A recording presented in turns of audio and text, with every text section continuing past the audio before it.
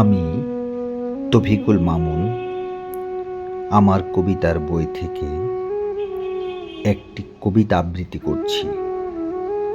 আমার কবিতার নাম মেয়েদের কোনো বাড়ি হয় না। জন্মের পর থেকেই বাবার বাড়িকে নিজের বাড়ি বলে ভেবেছি।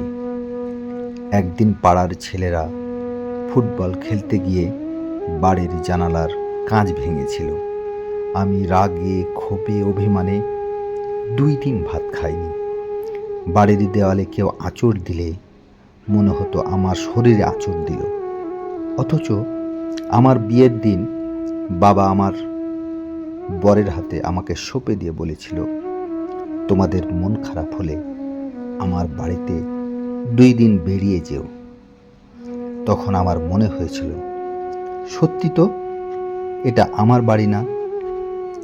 এবার শ্বশুর বাড়িকে নিজের বাড়ি ভাবতে শুরু করলাম।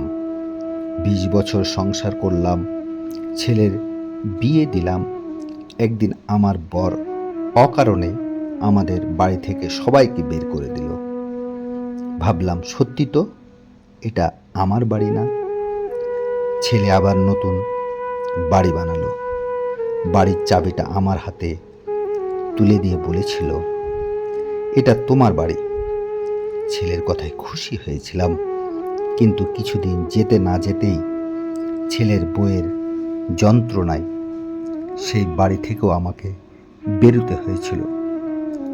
শূন্য হাতে 2 চোখে অশ্রু, বৃদ্ধাশ্রমের দিকে হাঁটছিলাম আর ভাবছিলাম, আসলে মেয়েদের কোনো বাড়ি হয় না, মেয়েদের কোনো বাড়ি হয় না, মেয়েদের কোনো বাড়ি হয় না।